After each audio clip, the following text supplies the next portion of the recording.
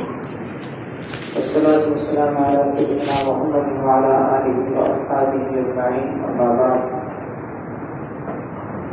تجارت کے اسلامی اصول اور آداب کا بیان چل رہا ہے.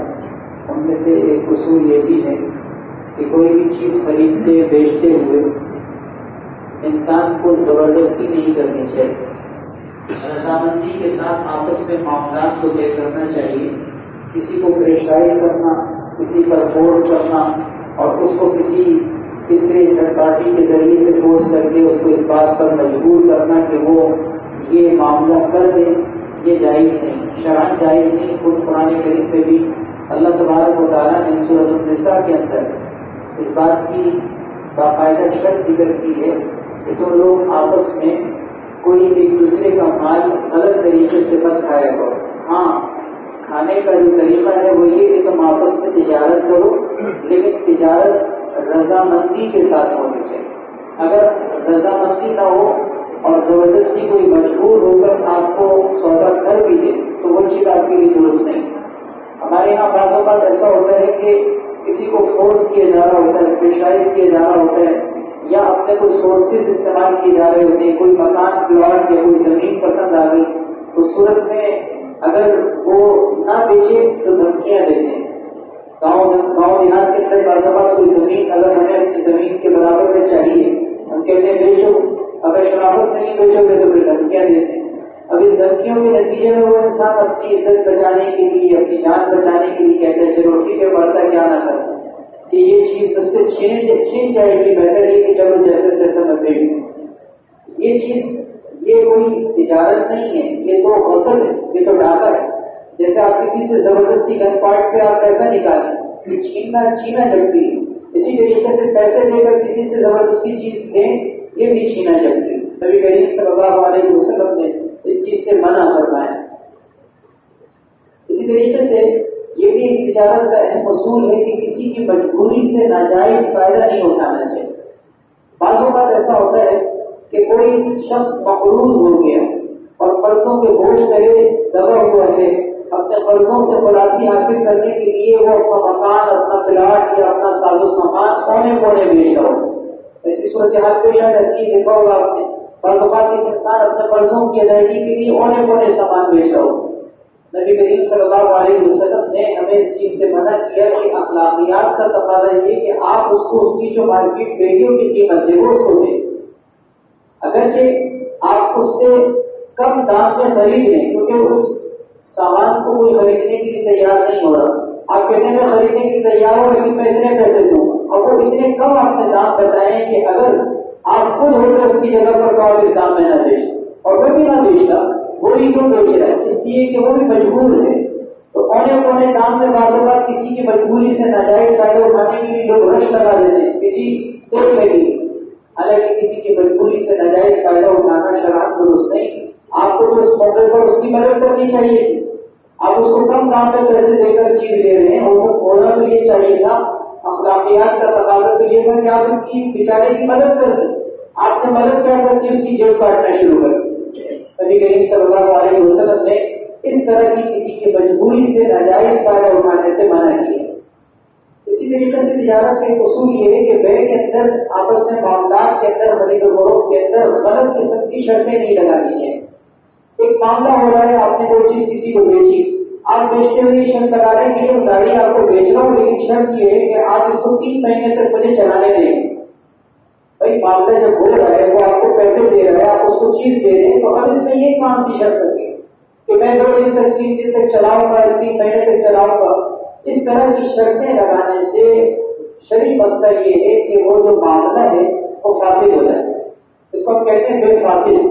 بے فاسد کا مطلب یہ جو ایگریمنٹ ہوا ہے، یہ جو سودا ہوا ہے، یہ شرعاً فاسد ہو چکا ہے. ایسی صورت میں حکم یہ ہے کہ اس معاملے کو ختم کر کے پیسہ واپس کرنا اور چیز حوالے کرنا ضروری ہوگا. اب اگر تمہارا دل چاہتا ہے تو دوبارہ تم صحیح طریقے سے معاملہ کرو، لیکن یہ شرط لگانا درست نہیں. آپ کچھ شرطیں ایسی ہوتی ہیں کہ جو شرط غلط شرط نہیں ہوتی. مثال کے طور پر مارکیٹ کے اندر ایسی کچھ شرطیں ہوتی ہیں جیسے کہ ہم کوئی فریج بیچ رہے ہیں، اس کے اندر یہ شرط لگاتے ہیں کہ جی ہوم ڈلیوری ہوگی. خود یہ شرط لگی ہوئی ہوتی ہے، یا بعض وقت بائک وغیرہ خریدے ہوتے ہیں، اس کے اندر 3 مرتبہ سروس فری ہے، اس طرح کی جو شرطیں ہوتی ہیں، یہ شرط ایک تاجروں کے عرف میں جائز اور اس کا رواج ہے۔ علماء نے اس طرح کی شرطوں کی اجازت دی ہے کہ جو شرطیں بے کے تقاضے کے مطابق ہوں، لیکن اگر وہ بے کے تقاضے سے ہٹ کر ہوں تو ایسی شرطیں درست نہیں۔ اچھا، اس میں بعض وقت شرطیں کچھ اس طرح کی بھی ہوتی ہیں جو سود تک لے جاتی ہیں۔ مثال کے طور پر آپ سے کوئی بندہ آ کے کہتا ہے کہ یار یہ چیز مجھے بیچ دے، آپ نے کہا میں بیچنا تو نہیں چاہتا ہوں، لیکن اگر تم ضرورت مند ہو اور تمہیں یہ چیز چاہیے تو میں بیچنے کے لیے راضی ہوں، لیکن میں یہ شرط لگاتا ہوں کہ تم مجھے اتنا پیسہ ادھار بھی دو۔ یا اسی طریقے سے کوئی بندہ کسی کو قرض دینا چاہ رہا ہے اور اس قرض پر وہ چاہتا ہے کہ میں نفع کماؤں۔ آپ کو معلوم ہے کہ قرض پر نفع کمانا تو سود ہے۔ اس نے کہا کہ ایسا کرو میں قرض تو دوں گا تمہیں، لیکن تمہیں مجھ سے یہ چیز خریدنی پڑے۔ مثلاً بائک کی ہم مثال لیتے ہیں، ایک بندہ آپ کے پاس آیا، آپ کے پاس بائک ہے، وہ کہتا ہے مجھے 50,000 روپے قرضہ چاہیے۔ آپ نے کہا میں 50,000 روپے قرضہ دوں، 5 مہینے بعد تو مجھے واپس کرو، تو میرا کیا فائدہ ہے؟ حالانکہ یہ کیا کوئی کم فائدہ ہے کہ آپ نے اس کی مجبوری، آپ نے اس کی ضرورت کو پورا کیا، آپ کو سوال ملا، یہ بھی تو فائدہ ہے۔ اگرچہ ہمارے ذہن میں یہ فائدہ ہوتا نہیں، مارکیٹ میں بیٹھا ہوا بندہ اس چیز کو فائدہ سمجھتا بھی نہیں، وہ کہتا ہے ثواب آخرت میں ملے، اب تو دنیا میں کمانے کے لیے بیٹھے، اللہ معاف کرے، ایسا سوچنا بھی نہیں چاہیے۔ لیکن ایک بات مارکیٹ کی زبان میں کہہ رہا ہوں کہ اگر کوئی بندہ یہ کہے کہ جی 50,000 روپے میں نے آپ کو 5 مہینے کی دیے، مجھے آپ 5 مہینے کے بعد 50,000 روپے دو گے تو میرا کیا فائدہ ہے؟ ایسا کرو، یہ بائک مجھ سے جو مارکیٹ ویلیو کے اعتبار سے 80,000 روپے کی، آپ مجھ سے یہ 90,000 روپے کی، آپ وہاں 10,000 روپے جو وہاں کما سکتے تھے آپ نے یہاں کمائے۔ نبی کریم صلی اللہ علیہ وسلم نے یہ سود کا بہانہ بنانے سے منع کیا، یہ سود کا بہانہ ہے نا، کیونکہ اگر آپ یہ کہتے ہیں کہ 50,000 پر تو 10,000 روپے مجھے زیادہ دو گے تو وہ سود ہو جاتا۔ آپ نے کہا وہاں سے نہیں بلکہ یہاں سے کام کر رہا ہے۔ اب یہ جو کیا ہے نا، نبی کریم صلی اللہ علیہ وسلم نے اس طرح کے چور دروازوں کو بند کیے۔ باقاعدہ حدیث میں موجود ہے کہ بے یعنی سودا اور قرض کو جمع نہ کرو، قرض اور سودے کو جمع نہ کرو، کیونکہ قرض اور سودے کو جمع کرو گے تو تمہیں چور دروازہ ملے گا۔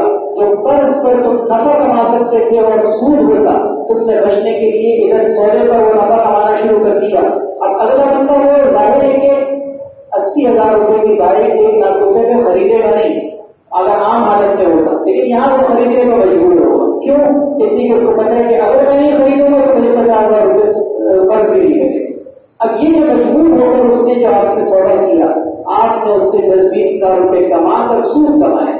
اگر آپ یہ کہتے ہیں کہ میں نے تو سود نہیں کمایا، میں نے تو 80,000 روپے کی چیز 1,00,000 روپے میں بیچی، تو نبی علیہ الصلوۃ والسلام نے فرمایا کہ نہیں، یہ آپ نے سود کمایا ہے کیونکہ آپ نے اس کا چور دروازہ استعمال کیا۔ آپ اندازہ کیجیے اسلامی تجارت کے اندر کتنی باریکیاں ہیں، کتنے باریک مسائل ہیں کہ اگر کوئی چیزوں کو نہ دیکھے تو بظاہر وہ اپنا نفع پروفٹ کما رہا ہوتا ہے، لیکن دوسری طرف سودی معاملے کی طرف جا رہا ہوتا ہے۔ اسی طریقے سے کوئی سودا یکمشت ادائیگی کے ذریعے سے بھی ہوتا ہے کہ ہاتھ کے ہاتھ پیمنٹ کر دی گئی، اور بعض اوقات یہ بھی جائز ہے کہ ایک انسان ادھار پر معاملہ کرے، جس کو ہم انسٹالمنٹ پہ چیزیں لینا کہتے ہیں، اس کی بھی اجازت ہے۔ اس پہ بعض لوگ یہ سمجھتے ہیں کہ انسٹالمنٹ پہ چیز دینا یہ سود ہے، کیونکہ اگر مارکیٹ میں مثال کے طور پر ایک بائک ہے جو 1,00,000 روپے کی ہے، اگر ہم اسی کو قسطوں پہ لیتے ہیں انسٹالمنٹ پہ تو 20,000 روپے زیادہ دینے پڑتے ہیں، اس کا مطلب یہ کہ 20,000 روپے تو سود ہے۔ خوب سمجھ لینا چاہیے کہ یہ سود نہیں ہے، یہ سود نہیں، کیونکہ وہ پیسہ جو آپ کو یکمشت ادا کرنے کی صورت میں اس کو فائدہ ہو رہا تھا، وہ اپنا پیسہ وہ کام کر رہا ہے، اس کے نتیجے میں اگر وہ چیز کی قیمت بڑھا رہا ہے تو ٹھیک ہے بڑھا سکتا ہے، یہ سود نہیں۔ اب ہم یہ نہیں کہیں گے کہ وہ 1,00,000 پر 20,000 روپے کما رہا ہے، نہیں، ہم یہ کہیں گے کہ وہ 1,20,000 روپے کی چیز بیچ رہا ہے۔ اب ایک چیز ہے 1,00,000 روپے کی ہے، کوئی 1,20,000 روپے میں بیچے پروفٹ کما سکتا ہے، تو اب اگر آپ کو اس کی پریمیم کر لی، آپ نے قسطیں بنا دی تو ٹھیک ہے آپ کر سکتے ہیں، آپ 20,000 روپے طے کر لیں، البتہ اس کے اندر کچھ شرطیں ہیں۔ انسٹالمنٹ پہ جو ہے کچھ چیزوں کی شرط کا لحاظ رکھنا ضروری ہے۔ بس سب سے پہلی چیز تو یہ ہے کہ جس وقت معاہدہ ہو رہا ہے اس وقت یہ طے ہو جائے کہ آپ نے 1,00,000 روپے جو یکمشت دینے ہیں یا 1,20,000 روپے جو بعد میں دینے ہیں وہ کون سے پیسے ہیں، یہ چیز باقاعدہ لکھت پڑھت میں یا زبانی چیز میں طے ہو جائے۔ اور عام طور پر یہ طے ہو ہی جاتی ہے کہ بھائی میں نے قسطوں پہ لینا ہے یا کیش پہ لینا ہے. تو ایک چیز تو یہ چیز طے ہونی چاہیے، دونوں میں سے کوئی ایک چیز متعین ہونی چاہیے. دوسری چیز یہ ہے کہ اس کے اندر مدت متعین ہونی چاہیے کہ آپ 3 مہینے میں دیں گے، 6 مہینے میں دیں گے، 8 مہینے میں دیں گے، یہ چیز بھی طے ہو. کیونکہ جو ادھار معاملہ ہے اس کے اندر مدت کا ذکر بھی ضروری ہوتا ہے. تیسری اہم شرط وہ یہ ہے کہ اگر آپ نے مثلا 8 مہینے کی شرط لگا دی کہ 8 مہینے میں میں نے یہ قسطیں ادا کرتی ہیں، تو باقاعدہ ایک چیز گارنٹی کے نام پر ہم دیکھتے ہیں کہ اس گورنمنٹ پہ چیز لگائی جا رہی ہوتی ہے کہ اگر 8 مہینے میں آپ نے پیمنٹ نہیں کی تو 5,000 روپے آپ کو گارنٹی کے دینے پڑے. یہ جو چیز ہے نا، یہ چیز جائے، یہ اضافہ ہے. کیونکہ جب ایک دفعہ 1,20,000 روپے کی وہ چیز طے ہو چکی ہے، اب آپ 5,000 روپے کس چیز کے دے رہے ہیں؟ ٹھیک ہے، اس نے بھی معاہدے کی خلاف ورزی کی، اس نے زمان دے کر اس کی خلاف ورزی کی کہ اس کو چاہیے تھا کہ 8 مہینے کا جو وعدہ کیا تھا وہ پورا کر. یہ اس کی غلطی ہے، لیکن اس غلطی کا یہ ناجائز فائدہ اٹھانا کہ آپ اس سے 5,000 روپے بدل رہے ہیں، یہ درست نہیں. اسی طرح ہمارے یہاں یہ جو بیانہ ہوتا ہے نا، ٹوکن دینا، اس کے اندر بھی یہ چیز ہوتی ہے. ابھی نبی کریم صلی اللہ علیہ وسلم نے احادیث طیبہ میں اس کی بھی ممانعت فرمائی. ٹوکن مثال کے طور پر آپ نے 10,000 روپے کا خرید دیا، کوئی مکان آپ طور پر ٹوکن کے ساتھ کیا جاتا ہے کہ 10,000 روپے میں نے آپ کو بیانے کے طور پر دے دی کہ میں آپ اس کا خریدار ہوں، آپ کسی اور سے بات نہیں کیجیے گا. 2 مہینے کے بعد آپ نے اپنی بات کو ختم کر دیا کہ جی میرا ارادہ ملتوی ہو گیا. ہمارے یہاں مارکیٹ میں یہ ہوتا ہے کہ یہ 10,000 روپے قابل واپسی نہیں ہوتا ہی ہے. لیکن اسلامی تجارت کے اندر نبی علیہ السلام نے جو اصول ذکر کیا ہے، یہ بیانہ لازمی ہے کہ واپس کریں. اگر آپ یہ نہیں واپس کریں گے آپ یہ سود کمائیں. آپ نے کس چیز کے 10,000 روپے لیے؟ آپ اس نے جو آپ سے سودا کر کے اس سودا کو مکمل نہیں کیا. یہ غلط باتیں لوگ یہ کہتے ہیں کہ جی میں نے کسی اور پارٹیوں سے بات کی کہ میرا نقصان ہے، اگر یہ 2 مہینے تک یہ اگر یہ نہ ہوگا تو میں کسی سے بات کر لیتا. ٹھیک ہے، آپ کی بات بالکل صحیح. اس نے غلطی کی، اس نے معاہدے کی خلاف ورزی کی، وہ گناہگار ہوا ہے، اس کو ایسا نہیں کرنا چاہیے تھا. لیکن اس کا یہ مطلب نہیں ہے کہ آپ اس سے اس کے 10,000 روپے کرو. یہ بڑی اہم چیزیں ہیں، لیکن ہمارے مارکیٹ میں یہ ہوتا ہے. لوگ کہتے ہیں ہم کیا کریں؟ دیکھیں، جب مارکیٹ میں انسان تجارت کرتا ہے تو اس کو تو نقصان ہو رہا ہوتا ہے. نقصان ہو رہا ہوتا ہے. اگر کسی جگہ چوری ہو گئی، کوئی نقصان ہو گیا، پروفٹ نہیں ہو سکا، تو آپ وہاں پر بھی تو برداشت کریں، یہاں پر بھی برداشت کریں. آپ کو برداشت کرنا پڑے گا. آپ کہتے ہیں میں نقصان برداشت نہیں کروں گا، تو پھر آپ ایسا کریں دکان پہ تالا لگا کے گھر پہ جا کے بیٹھیں. کیونکہ تجارت نام ہی اس چیز کا ہے کہ پروفٹ لاس چلے گا. اگر آپ کہتے ہیں کہ ہمیشہ مجھے پروفٹ ہو، تو ایسی بھی تجارت نہیں ہوتی. تجارت کہتے ہی اس کو ہے، تجارت کا دوسرے الفاظ مانا ہے رزق. رزق ہے، یہ رزق ہے. ہو سکتا ہے پروفٹ ہو سکتا ہے اصل سرمایہ ہی ڈوبے. تو جب انسان کوئی چیز خریدتا بیچتا ہے، بیانہ لے سکتا ہے، لیکن بیانے کی اس واپسی جب وہ اگر کینسل کیا جا رہا ہے ضروری ہے. یہ ساری چیزوں کی رعایت ضروری ہے. اگر ہم یہ کام نہیں کریں گے تو ہم تجارت کے اسلامی اصول سے ہٹ کر اپنی دنیا کا مالک ہوں گے، ہم اپنی آخرت کی بنا لیں گے. اللہ ہمیں عمل کی توفیق عطا فرمائے. الحمدللہ رب العالمین والعاقبۃ للمتقین والصلاۃ والسلام علی سیدنا محمد وعلی آلہ وصحبہ اجمعین. اللهم ارنا الحق حقا وارزقنا اتباعه وارنا الباطل باطلا وارزقنا اجتنابه.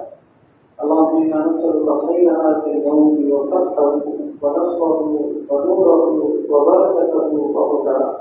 سبحان ربك رب العزة عما يصفون وسلام على المرسلين والحمد لله.